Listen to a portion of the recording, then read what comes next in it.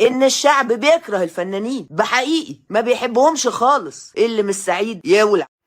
إذا نطق السفيه فلا تجبه، فخير من إجابته السكوت، فإن أجبته فرجت عنه، وإن تركته كمدا يموت. يخاطبني يخاطبني السفيه بكل قبح، فأكره أن أكون له مجيبا. يزيد سفاهة فأزيد حلما، كعود زاده الإحراق طيبا.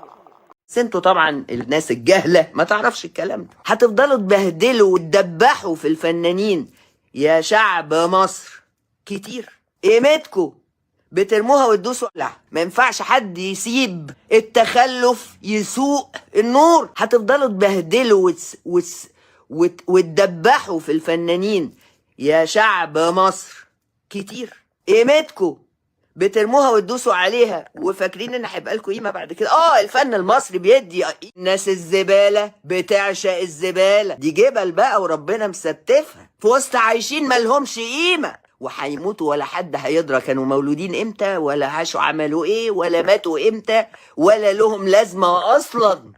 ان الشعب بيكره الفنانين بحقيقي، ما بيحبهمش خالص. اللي مش سعيد يولع يدرك. عايزه البلد دي يبقى فيها بني ادمين عارفين قيمتها، لان البلد دي اللي موطيها. بقى اصحوا بقى، بطلوا قرف بقى. الناس القرف دول اللي ريحتها رجلين، اللي ريحتها وحشه، اللي ما بيستحموش، اللي ما بيضحكوش، اللي اسنانهم مجلخة، اللي لبسهم منتن، اللي ريحة عرقهم تعمل لحد 10.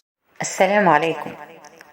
السلام عليكم كل شعوب العالم، وخاصة الشعب المصري. الشعب المصري اللي أنا أفخر أن أكون واحدة منه. الشعب المصري اللي المدعوة سماح أنور، مش هقول أهانته لأني لا انتي ولا مليون زيك يقدروا يهينوه، لكن غلطت فيه.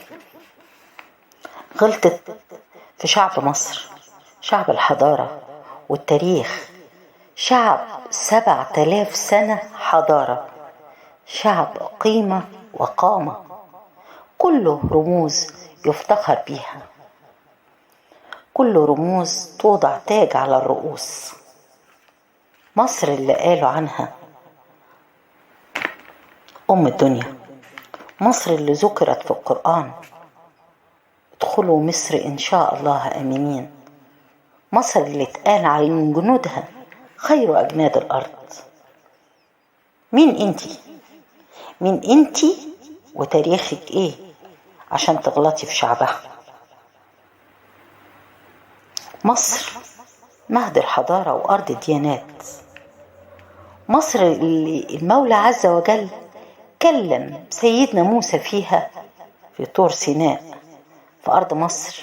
تعرفي ولا ما تعرفيش؟ مصر اللي سيدنا يوسف اتربى وعاش فيها ومات ودفن فيها. تعرفي ولا ما تعرفيش؟ مصر اللي مرت بأرضها العائلة المقدسة، مصر الأزهر بعلمائه، مصر الكنيسة برجالها، مصر التاريخ، مصر الحضارة، مصر الحاضر بمحمد صلاح، الحاضر بتاريخنا الحديث نجيب محفوظ، طه حسين، زويل، مجدي يعقوب، عبد الحليم حافظ، عبد الوهاب، أم كلثوم، عبلة كامل، وغيرهم وغيرهم وغيرهم من الأسماء اللي نفتخر إن جنسيته مصري أو مصرية.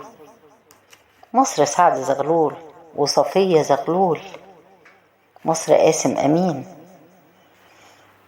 مصر شخصيات كتير ما تعرفيش عنها حاجة، ما تعرفيش ألا وسط معين طلعتي تدافع عنه أسأتي ليه.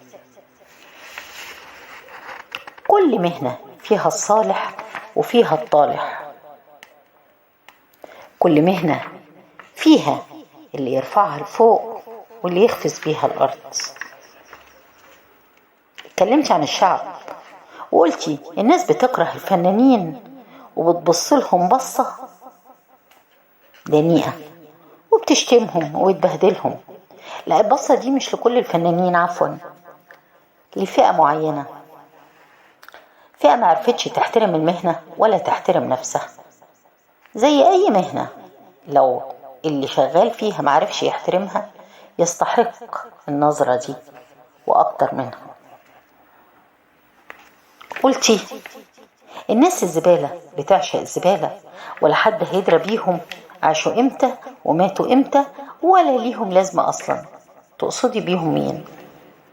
ما انتي لو تقصدي بيهم شعب مصر تبقي انتي أقل من الفئة اللي ذكرتيها دي بكتير قوي.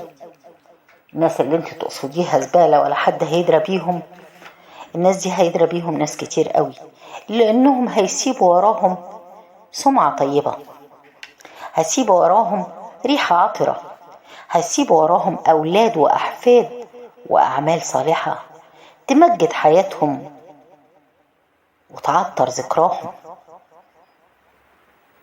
ما تعرفيش انت الكلام ده. بتقولي ما ينفعش حد يسيب التخلف يسوق النور.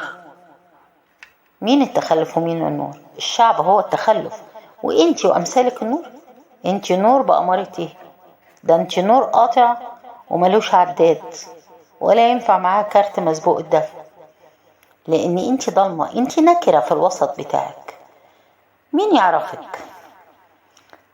ناس قليلة أوي اللي تعرف مين هي المدعوة سماح أنور. ايه تاريخك في الوسط الفني؟ ايه هي أعمالك؟ ليك بطولات تذكر؟ ليك أعمال علمت في السينما المصرية؟ ليك أعمال علمت في التلفزيون المصري؟ أنا واحدة من الناس وجيلي كله مش فاكرلك غير زيبة في سنبل، شخصية همجية تنتمي إلى البشر لكن تصرفاتها لا آدمية. أنا أعتقد إن هي دي الشخصية المناسبة. أنت لا تمثلي وسطك ولا تمثلي جيلك ولا تمثلي أي فئة من الفئات. أنت بتقولي اصحوا بقى، بطلوا قرف. هما مين اللي يصحوا يبطلوا قرف؟ هو فعلا لازم يكون في صحوة، ولازم نبطل نبص على القرف ونستمع للقرف ونسيبه يقول على كل نضيف قرف. بتقولي الناس اللي ما بيستحموش، عرفتي منين ان هم ما بيستحموش؟ لا، بيستحموا. اصل مش كل الناس زي ناس بتستحمى على الشاشات وتعرض جسمها وتخليه لحم رخيص الرايح والجاي يدقق النظر فيه ويلحس ويحسس ويلهط فيه. الناس دي جسمها غالي عليها، عزيز، عندها عفة، تعرف يعني ايه شرف، تعرف يعني ايه تحافظ على نفسها، تعرف يعني ايه حياء. سمعتي عن الحاجات دي؟ نسمعها لك، الشعب المصري يسمعها لك. الناس اللي بتقولي عليهم ريحة عرقهم 10 متر لقدام، حتى لو ليهم ريحة عرق فهي مسك. عارفة ليه؟ لأنها عرق شقاهم عشان يجيبوا رزق حلال يربوا بيه ولادهم ويفتحوا بيه بيوتهم، يبقوا تربوا بقرش حلال وطلعوا بيتقوا الله. أفضل من ناس ريحتها خمور ودخان سجاير وعرق نجس. الناس دي معروفة مين هي وطبقتها فين ووسطها فين. ما بيشموش نفسهم، ولو شموها الريحة تعودوا عليها. اللي بتقولي سنانهم، مالها سنانهم؟ بصي لسنانك يا سموحة في الصورة الأصلية. السجاير ضيعت معالمها. تقولي ايه المانع ان البيوت اللي سكنوا فيها الفنانين يتحط يافطة بأسمائهم؟ لو هم عايزين يتحط يافطة بأسمائهم باعوا البيوت دي ليه؟ ما خلوهاش ليه؟ في منهم اللي باها عشان يصرف على الخمور وعلى السهر وعلى القمار وعلى القرش الحرام اللي اتصرف ومفيش فيه بركة. ولو باع هو ماله، اللي يشتري يحط صورة فنان أو غيره ليه؟ طب لو هنحط صور ما من باب أولى العلماء والأدباء والمشايخ، مش هم دول اللي رموز يحتذى بيها ونفتخر بيهم؟ انتي احط صورتك ليه؟ لو انتي بعتي بيتك وانا اشتريته احط صورتك ليه؟ ده انا احاول انسى ان انتي دوستي في يوم من الايام على الارض اللي انا همشي عليها، انتي او غيرك، ومش كل الوسط. وهرجع اقول الوسط فيه قامة ومقام. مصر اللي فيها مش سماح انور بس، لا، احنا نخجل ان احنا نقول ان انتي مش الشعب المصري، لكن ممكن نتكلم على الوسط الفني ونقول ان في عبلة كامل وفي عبد الوهاب وفي ام كلثوم وغيرهم من الناس المحترمة اللي حبت مصر وشعب مصر واحترمته والشعب حبها واحترمها. زمان المهنة اللي انت فيها دي كان اسمها المشخصاتي، وما كانش بيتاخد بأقوالكم في المحاكم لأن ما كنتوش أهل للثقة عند القضاء. تطورت المهنة لحد ما وصلت لكده، وكل مهنة فيها الحلو وفيها الوحش، بس احنا مش هنكون ملطشة لمن يجهل قيمة الشعب المصري وما يعرفش يقدره. بتتهم الشعب المصري بانه جاهل. الجهلة اللي ما تعرفش وهتفضل تدبح في الفنانين، والفنانين قامة، ولو حطيتوهم ودوستوا عليهم ضيعتوا قيمتكم. لا يا شاطرة، كل واحد عنده قامة، عنده أبوه قامة، عنده جده، عنده مهن كتير قوي. لو هندور بقى على رموز بلدنا يبقى هدور على مجدي يعقوب. انتي تيجي ايه في مجدي يعقوب؟ بتعملي ايه؟ عملتي ايه نفع البلد؟ انتي كشخصك سماح انور عملتي ايه فدتي بيه البلد طيلة حياتك؟ بل بالعكس، سيرتك يعني مش صفحة بيضة ما فيهاش ولا نقط سودا، مليانة خربشة. انتي تبقي مين؟ تبقي صفية زغلول ولا تبقي مين بالظبط؟ ما احنا مش عارفين.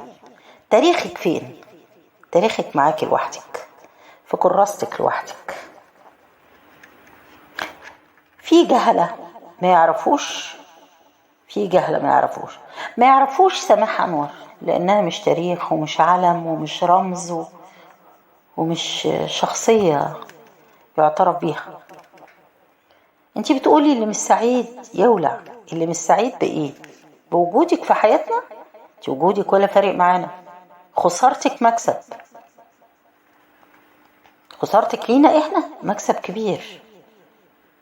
انا بقى بقولك اللي ما يحترمش الشعب يغور ويولع وما يلاقيش اللي يطفيه، لان اللي هيطفيه من الشعب، فالشعب ساعتها مش هيطفيه. خلي ناره اللي جواه بغله بحقده تاكله وتكويه. اللي ما يعرفش قيمة مصر وشعب مصر ما يستاهلش يعيش فيها. مصر ربت كتير وطلعت علماء وأدباء ودكاترة وحرفيين وطلبة ومثقفين وفلاحين. الفلاح اللي انت بتاكلي من خير أرضه، التاجر اللي بيوصل لك كل احتياجاتك لحد بيتك، كل دول من الشعب. لولاهم عليكي ما كنتيش عشتي. الشعب ده هو اللي حط في جيبك فلوس وخلاكي تعيشي في مكان ومكانة زي اللي انت عايشاها. راح يتفرج عليكي ودافع تمن فرجته عليكي. احنا بندفع لك، احنا بنديكي. فهمتي ولا تحبي تفهمي اكتر؟ الشعب المصري مش هيسيبك وهيطالب بمحاكمتك، لأن اللي قلتيه مش قليل. انت غلطتي في تاريخ ومجد وحضارة دولة بشعبها. السلام. وعلى فكرة في حاجة محيرة الشعب المصري كله من زمان، احنا مش عارفين انت ذكر ولا أنثى ولا انت خليط مهنج ما بين الاتنين. والله مش قادرين نحدد النوع، لا من الشكل ولا من التصرفات ولا من الصوت، مش فارقة معانا ومش شاغلين بالنا بيكي. شعب مصر عنده حاجات تانية أهم، عنده ناس تانية أهم، عنده كناس عامل النظافة اللي ماسك المقشة وبينظف الشارع عشان الشارع يبقى نظيف أهم من سماح أنور. عنده المدرس اللي بيعلم الطالب أهم من سماح أنور. عنده الطبيب اللي بيعالج المريض أهم من سماح أنور. عنده أي حد بيرفع اسم مصر لفوق زي محمد صلاح وغيره والجيل بتاعه أهم بكتير من سماح أنور. سماح أنور الظاهر لما اكتشفتي إن محدش فاكرك أصلا عملتي الزوبعة دي وتجرأتي على شعب مصر. إياكي ثم إياكي ثم إياكي أن تقتربي من شعب مصر. وعلى فكرة